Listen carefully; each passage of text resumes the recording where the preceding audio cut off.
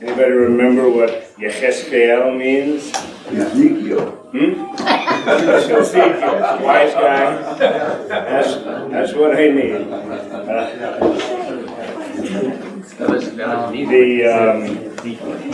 He's God strengthens, and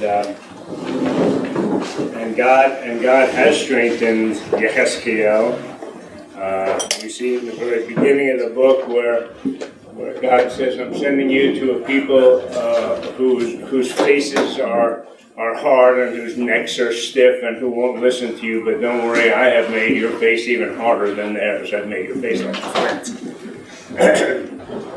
And we've gotten through, I believe, chapter 34 last time. Which book?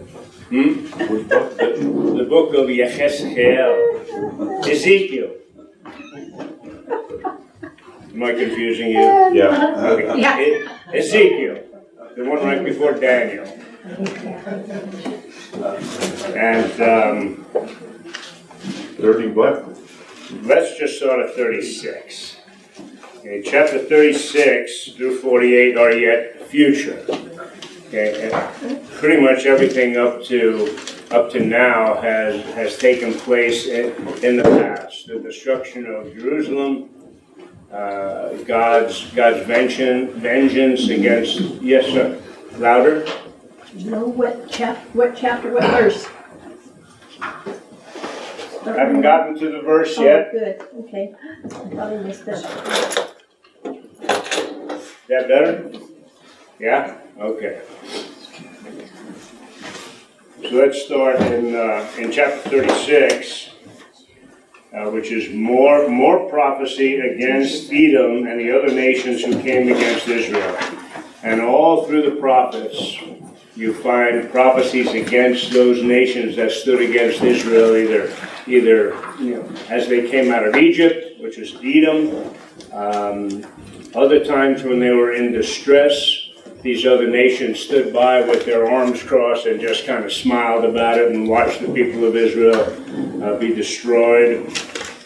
And God, that obviously displeased God. And here's another place in the prophets where he said, I am going to destroy those nations. So let's take a look at verse 5 in 36. This is what the sovereign Yahweh says. In my burning zeal I have spoken against the rest of the nations and against all of Edom. Who is Edom? Do you remember? The descendants of Esau, right? Okay. Because with glee and with malice in their hearts they made my land their own possession, so that they might plunder its pasture land. Therefore prophesy concerning the land of Israel, and say to the mountains and hills, to the ravines and valleys, this is what the sovereign Yahweh says. I speak in my zealous wrath because you have suffered the scorn of the nations. So he's prophesying to the land now. Therefore, this is what sovereign Yahweh says. I swear with uplifted hand that the nations around you will also suffer scorn. So continuing prophecy against the nations that have come against Israel, the people, and also defiled the land. Let's look at God's concern for his name, verse 20 through 21. It says about Israel, wherever they went among the nations, they profaned my holy name, for it was said of them, these are the Yahweh's people, and yet they had to leave his land. Okay, so all the nations are mocking. They're saying, these people claim to be people of Yahweh, and yet look what's happened. They've been driven out of their land. But God says, I had concern for my holy name, which the house of Israel profaned among the nations where they had gone. So God's concern is for his name, and his name is so closely tied to his people that when his people profane his name, his concern is to restore his name. Verses 24 through 27. For I will take you out of the nations. And this is another one of those wonderful I will passages, where it's I will. Take you out of the nations, gather you from all countries, bring you back into your own land. I will sprinkle clean water on you, and you will be cleaned. I will cleanse you from all your impurities and from all your idols. This has not happened yet, right? This is going to happen when they look on him who they have pierced and mourn for him as they mourn for an only son, when they see Jesus in his return. If you want to see a wonderful I will passage with a bunch of I wills, Exodus 6 talks about God's promises to Israel just before the Exodus. Great stuff. And then again, God's desire for everything that he does in this book. This is what Yahweh says. On the day I cleanse you from your sins, I will resettle your towns, the ruins will be rebuilt. The desolate land will be cultivated instead of lying desolate in the sight of all who pass through it.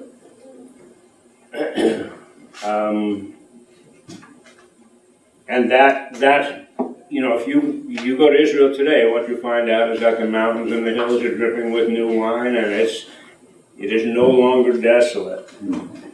They will say, this is the land that was laid waste, has become like the Garden of Eden. The cities that were lying in ruins, desolate and destroyed, are now fortified and inhabited. Okay? So anybody passing by will see that. Will see the restoration of God. Again, the purpose, then the nations around you that remain, and not all will remain, there's the Gog-Magog battle. There's a huge battle which is described in Psalm 83, which you may want to take a look at sometime, do some historical research on that.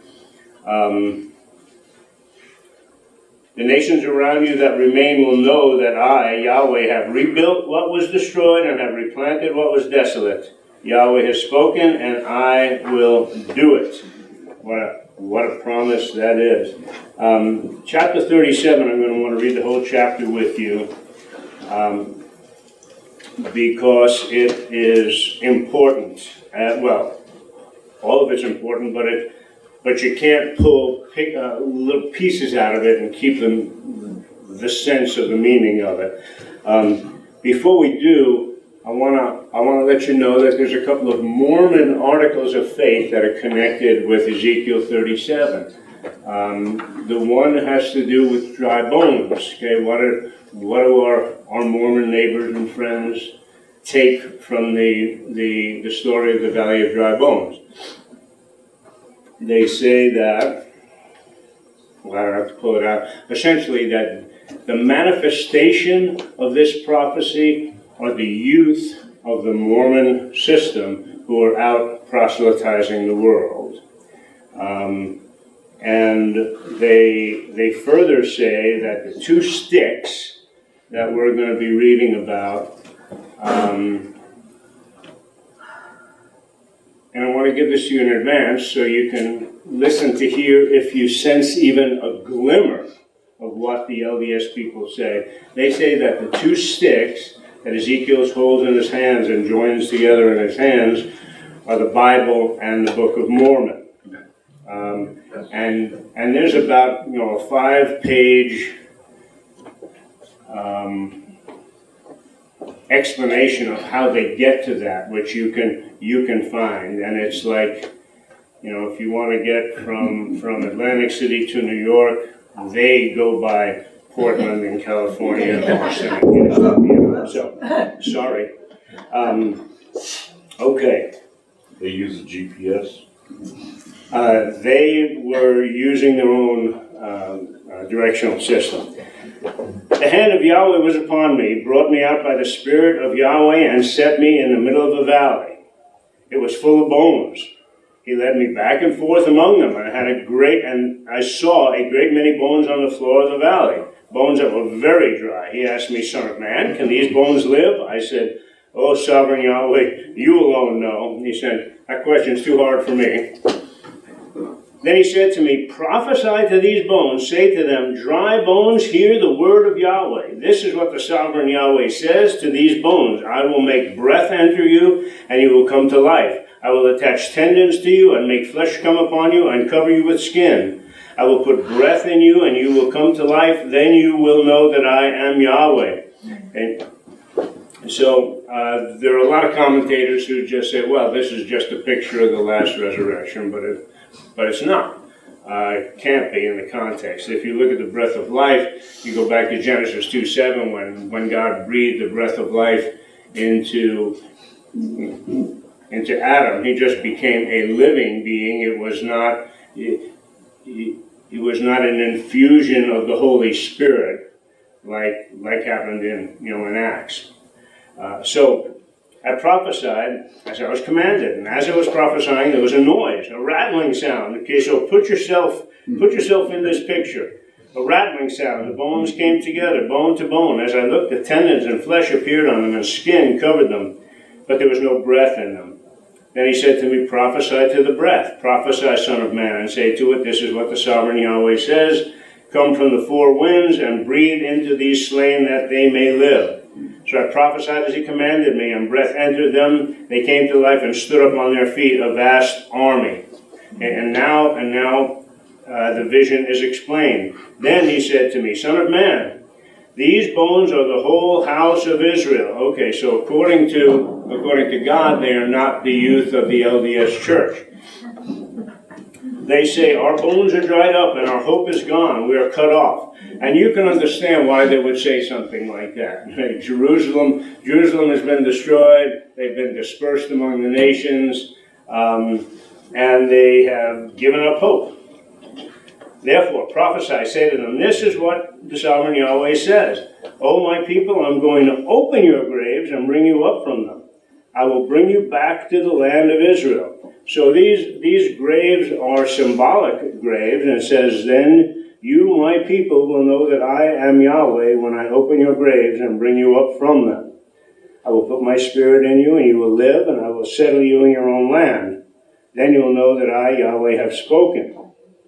So when we talk about bringing up from the graves, it's in comparison to bringing back to their own land, to their own land. So the graves that are being talked about here are the nations, that Israel was scattered among the nations and weren't a unified people. Now we have the sign of the two sticks. "The word of Yahweh came to me, Son of man, take a stick of wood and write on it, belonging to Judah." Okay? And the Israelites associated with him. Then take another stick, okay, which is the southern kingdom essentially. Then take another stick of wood and write on it, "Ephraim's stick, belonging to Joseph and all the house of Israel," essentially the northern kingdom. "Join them together into one stick so that they will become one in your hand." So two sticks turning into one. Southern kingdom, northern kingdom. And you'll hear people talking about the lost tribes of Israel. Okay? And what this tells you is that they may be lost to us, but they're not lost to God. Okay? When your countrymen ask you, "Won't you tell us what you mean by this?" you say to them, "This is what Yahweh says. I'm going to take a stick of Joseph, which is in Ephraim's hand," okay, that's Israel, "and of the Israelite tribe associated with him, and join it to Judah's stick, southern kingdom, making them a single stick of wood, and they will become one in my hand. Hold before these people the sticks that you have written on, and say to them, this is what sovereign Yahweh says. I will take the Israelites out of the nations where they have gone." And this is the explanation of what the graves are. Okay, he's taking the Israelites out of the nations. Don't separate the sticks from the dry bones. Okay? Where they have gone. "I will gather them from all around, bring them back into their own land. I will make them one nation in the land on the mountains of Israel. There will be one king over all of them. They will never again be two nations or be divided into two kingdoms." They will no longer defile themselves with their idols or vile images or with any of their offenses, for I will save them from all their sinful backsliding, and I will, here's another bunch of I wills, I will cleanse them, they will be my people, and I will be their God. That is a picture of that time when God cleanses them. Okay, so you can get from this chapter the return of Israel to the land from the nations, okay, and then later God is cleansing them and making them his people. My servant David will be king over them, and they will have one shepherd. They will follow my laws and be careful to keep my decrees. They will live in the land I gave to my servant Jacob, the land where your fathers lived. And this harkens back to the Abrahamic covenant, my servant Jacob, descendant of Abraham. They and their children's children will live there forever. Okay? So you know at this point, the Israelites will no longer be scattered again. You know, people say, well, is Israel today the perfect fulfillment of this prophecy, where they're taken out of the nations, out of the graves, and restored to the land? Well, we don't know, because the Spirit has not yet entered them. They have not yet been cleansed. They have not yet fallen on their faces before the Messiah. So it is possible. I pray not, but it's possible that tomorrow Israel could be attacked and scattered throughout the world again. I pray not, but it's possible. I will make a covenant of peace with them. This is at this point. Okay, David, my servant, will be their prince forever. I'll make a covenant of peace with them. It will be an everlasting covenant. Okay, so this is a done deal at this point. Okay. I will put my sanctuary among them forever. My dwelling place will be with them. I will be their God, and they will be my people. And again, then the nations will know that Yahweh, make Israel holy when my sanctuary is among them forever. And then later on, in a couple of chapters, Yahweh describes the sanctuary which will be among them forever, the millennial temple. Now, of course, forever in that context is only until the New Jerusalem descends from heaven, because in the New Jerusalem there's no temple there, because Yahweh and the Messiah are its temple. So there are some people who say, David, my servant, will be their prince forever. And some people take that as an allusion to the Messiah. Other people just say this is the resurrected David at that point. And there are some contrasts in other places where it makes a distinction between... Yes, sir? No, go ahead. I'm sorry. That's okay. Did you have a question? Finish your statement, then I'll... Okay. Yes. There is a comparison which will probably take a few minutes to get my hands on, where it talks about the Lord, the King, and David as separate people. So there are people who will always connect David as David and all his descendants, including Messiah, and most prominently Messiah. But there are also people who say that right here, this is just my servant David will be king over them, and that word king doesn't necessarily mean king, it means leader over them. And they will have one shepherd. So here, it may very well mean Messiah, it may very well mean David resurrected David. But was that your question? Okay. David, I'm just going to refer you back to the point that you made about the Mormons. And verses 19 and 20, it seems to me, I don't know how they could read something else into it, but it sounds like it's Judah and it's Israel, and he's going to bring them together as one under his sovereignty and leadership. It would kind of sound like that. It's pretty obvious. Yeah. I would encourage you to go to you can go to CARM, the Christian Apologetics and Research Ministry. There's a good article by Matt Slick on there. But essentially, where they get that from is a couple of places. The prophet Joseph Smith in April 1830 identified the Book of Mormon as the stick of Joseph in the hands of Ephraim. And this was in History of the Church 184. And in August 1830, the book was again recognized as the record of the stick of Ephraim, DNC 27.5. And then again, the stick or record of Judah. Okay, I mean,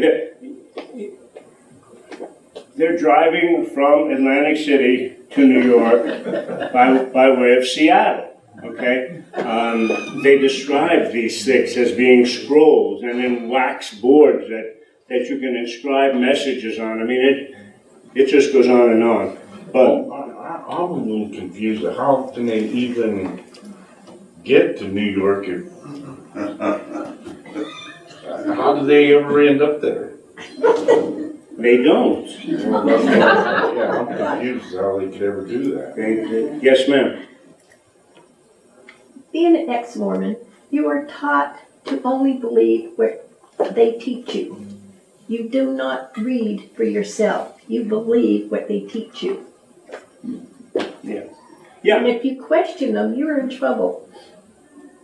I'd be in trouble. Yeah. But I think people are basically are questioning now, but I'm not really sure.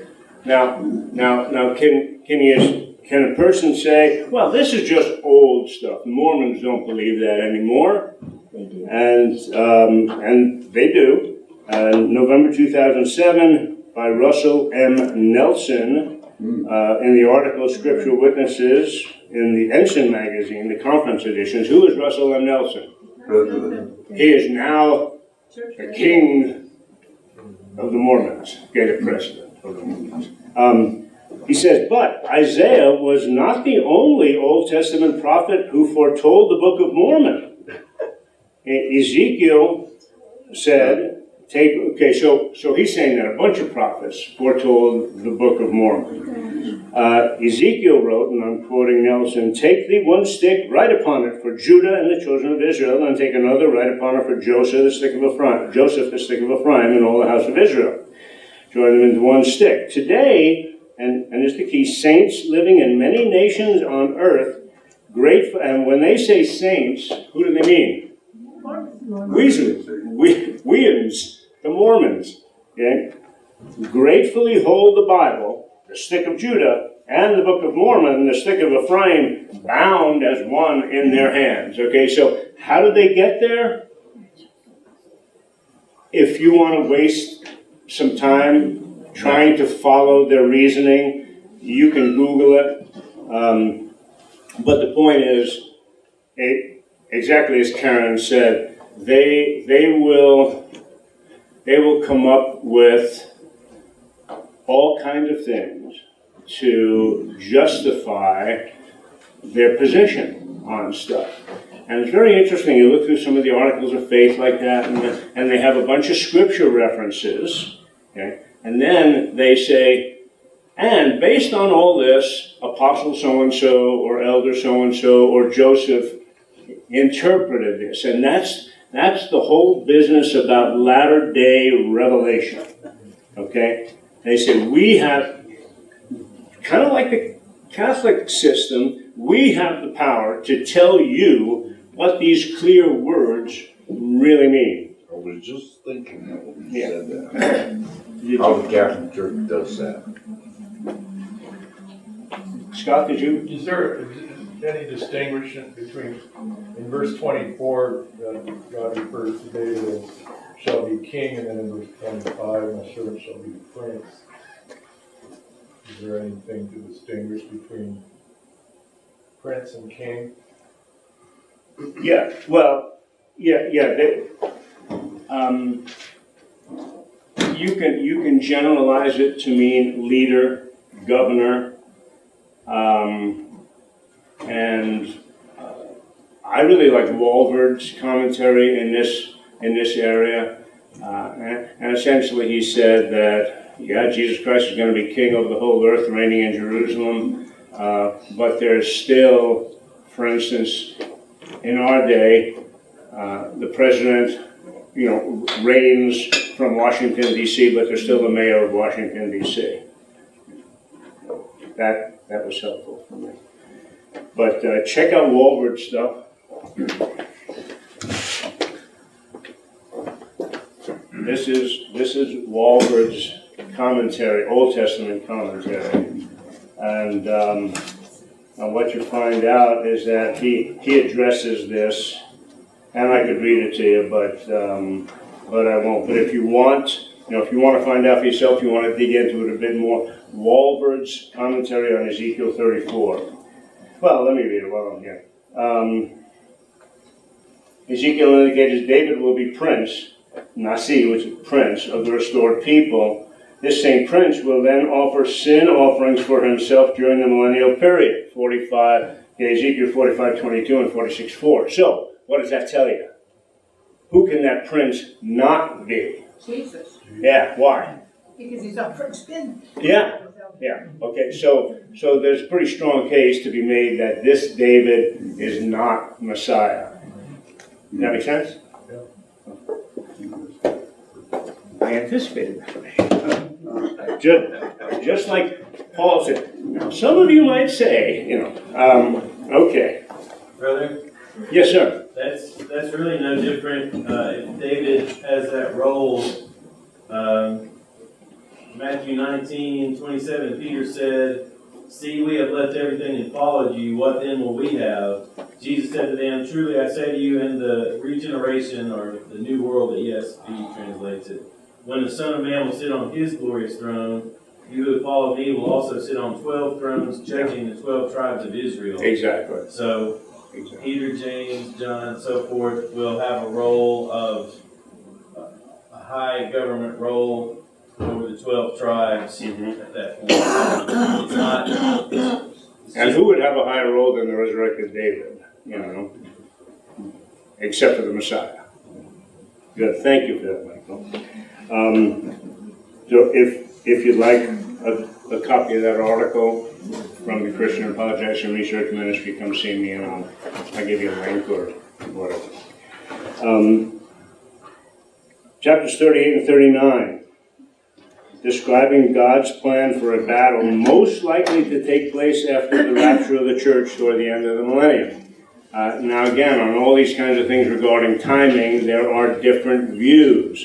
And I did some research on it, and I really found one that I liked, that compared scripture to scripture, good reasoning. And if you want it, come up and see me, and I'll give you a link to it. But essentially, because of what's described as Israel being a land of unwalled villages, there's an indication there that a battle has gone on before that. That could even be the Psalm 83 battle. And I'm giving you just a nutshell here. When the nations of Gog and Magog and that confederacy, and I'm assuming that you've got some basic knowledge about this, and I'll read it, but when they come together and attack Israel, okay, the only ones that are spoken of as having the least bit of a voice of protest are the merchants of Tarshish, which is Western Europe, and Sheba and Dedan, which is Saudi Arabia. Okay? So if you just look at today's geopolitical situation, Saudi Arabia is our strongest non-Jewish ally in the Middle East. Okay? Now, you got to ask the questions, why are they the only ones that have protested against this? And people will say, well, this is after the rapture. And the local governments there surrounding Israel, mostly Muslim, are still there. Now, Saudi Arabia protests because by that time they will have some kind of a relationship with Israel, which is starting to have today, right? The Crown Prince of Saudi Arabia was visiting in Israel a week or so ago. But what has happened in the Western Hemisphere? Okay, if the rapture has happened, what's the Western Hemisphere like? Chaos, right?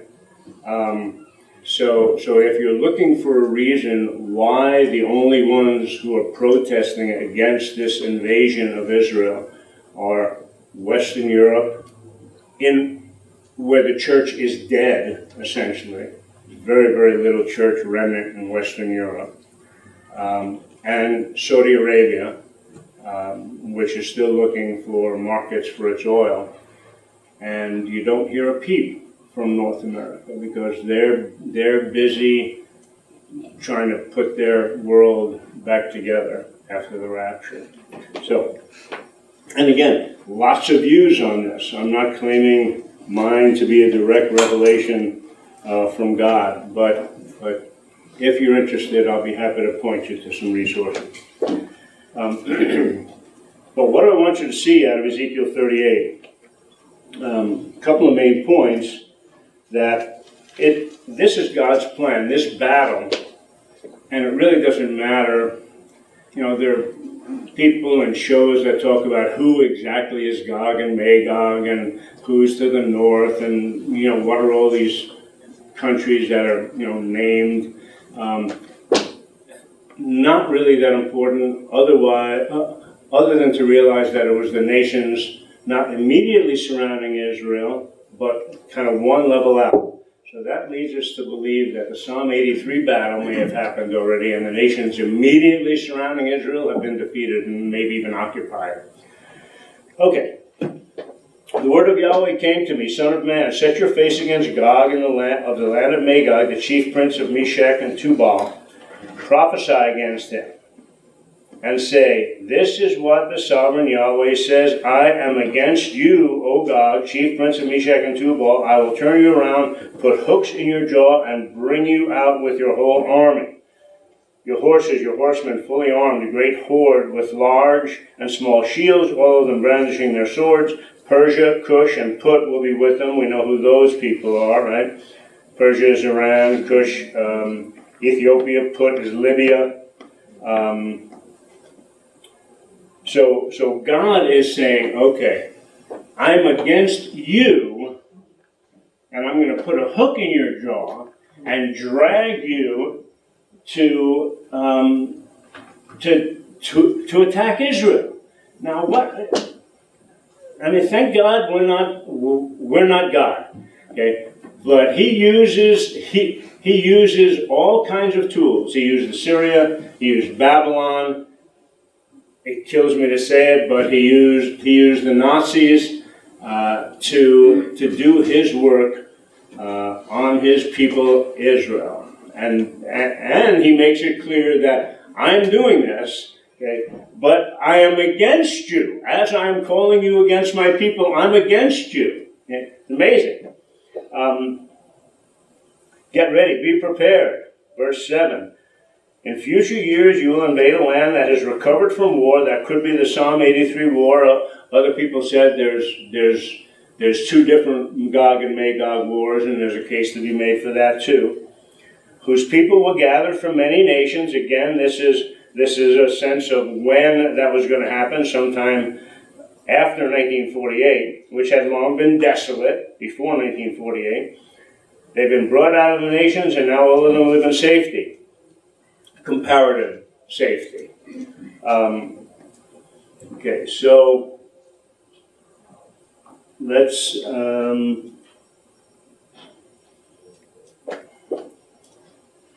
more descriptions.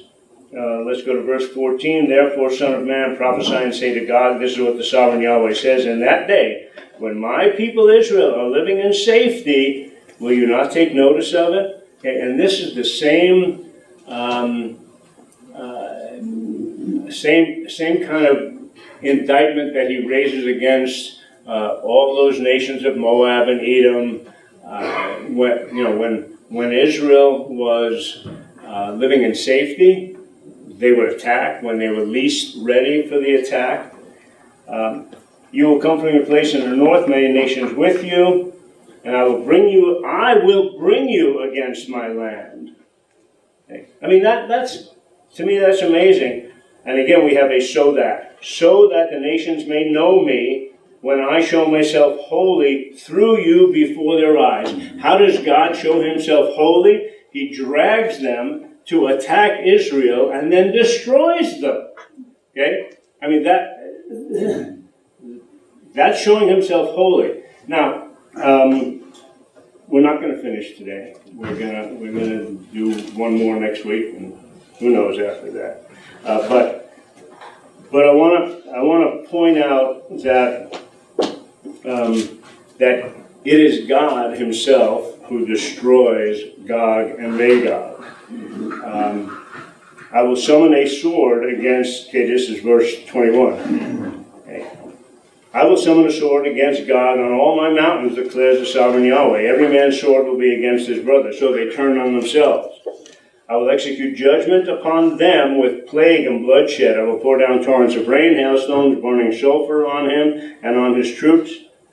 And this is also a picture of some events in the book of Revelation. Okay, so a lot of people have said that the Gog and Magog is the same as the Battle of Armageddon, but if you do your research, what you find out is that there are enough significant differences that would be impossible. And again, verse 23, I will show my greatness and my holiness, and I will make myself known in the sight of many nations. Then they will know that I am Yahweh. Recurring theme in the book. Okay, such and such is going to happen, then they will know. And it's obvious that the world needed a whole bunch of things before they really know. You know, they're getting glimmers and glimmers and glimmers.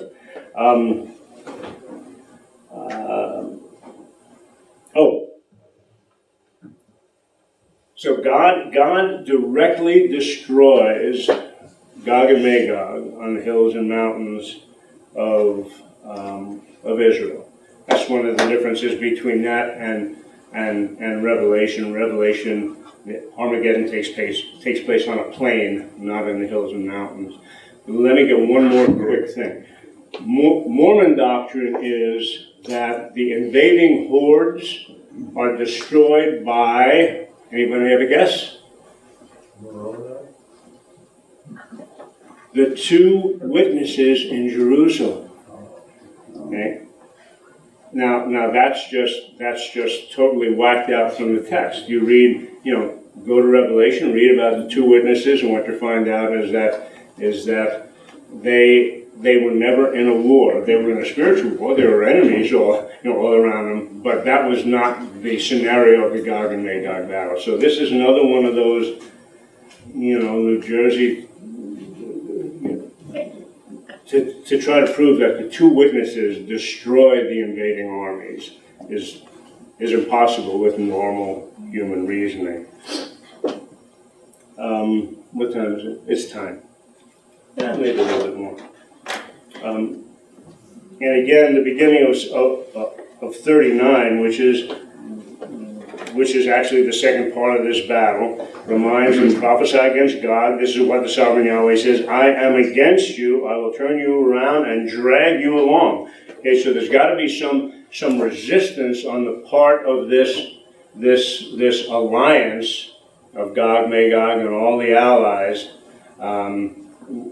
because God has shown Himself to be the God of Israel in the first 36 chapters of this book, and they're a little worried, but God drags them out, bring you from the far north, send you against the mountains of Israel. Then I will strike your bow from your left hand and make your arrows drop from your right hand. On the mountain of Israel you will fall. God's got a plan. Verse 7, I will make known my holy name among my people Israel. I will no longer let my holy name be profaned, and the nations will know that I, Yahweh, am the Holy One in Israel. It is coming, it will surely take place, declares the sovereign Yahweh. This is the day I have spoken of. So God is willing to do things beyond which we can understand or expect in order to make His name holy, and in order to remind His people that He is the God of Israel. Let's call it there, and we'll. I think we'll finish next week. But if you, we've got a couple minutes for questions, comments, thoughts. You know, it sounds to me like these armies, Gog and Magog, they're standing ready to attack Israel if they had the opportunity. God simply just opens the door for them. Well, God says that He will put a hook in their jaw and drag them out. But yeah, they were looking for an It's their opportunity own also. evil thoughts Yeah, drags them into it. right. And God just allows that. Mm-hmm. Well, God causes He it. does Yeah. destroy them. Yeah. That seems to answer the question, you know, why He would do that. Why He would. Well, He just Drag makes use of their own evil intent. What do you think? Yeah. But He actually, I mean, He goes beyond allowing them. He drags them into it. So there's got to be some geopolitical something or other going on from our perspective at that point. Yeah. Pastor David, I know you contrasted LDS with, you know, the doctrine that we have in the Bible. One of the things that I was sharing with LDS, they say, well, we don't teach that anymore. As an answer, when there's really a stickler and they really don't have an answer for it, it's, oh, we don't teach that anymore. Right. But at one time it did. Well. Yeah. And that's just an answer when, I'm not just saying generically, when you're coming into a tough area where they really don't have an answer, they'll say, well, we don't teach that anymore. And they'll go beyond that and they'll say that is the beauty of continuing revelation. Yes, right, exactly, yeah. We can change it whenever we want. Say again? So, They can change it whenever they want. yeah. When it's Yeah. convenient, When it's, right. they can change it. So, yes, sir. And I think in instances like these, it's good to distinguish between what the person you're talking to believes and what the LDS Church teaches. Mm-hmm. One is we can just look in the sources and see. The other, we have to ask the question. Okay, well then, what do you believe? Yes. But then you can show objectively. Here's the written doctrine, you know, in the Scripture. So. Yeah. I had lunch on Thursday with a high-ranking, maybe not ranking is the right word, but an influential member of the Church of Jesus Christ of Latter-day Saints. Just saying that bugs me.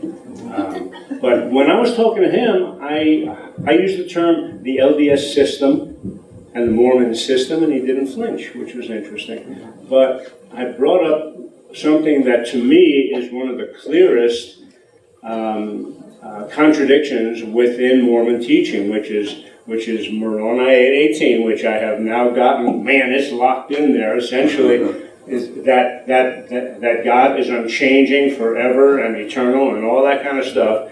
I may not have the exact words, but essentially that's what it says. And then later in a discourse, Joseph Smith, same guy, okay, that was supposedly came down from Moroni and translated by Joseph Smith, you know, with the hat and the stones and all that. And then later, Joseph Smith says, you have heard that God is eternal and unchanging and forever, okay, which agrees with what we believe, Isaiah 43:10 and Isaiah 46. Okay.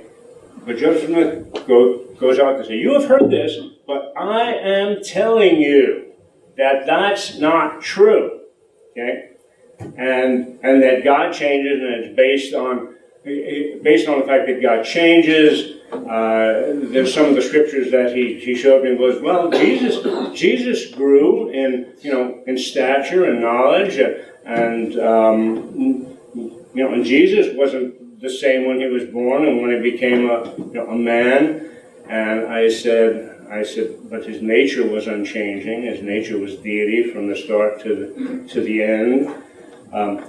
But the point is that he went from my questioning this obvious contradiction to, well, as if he hit a programmed button.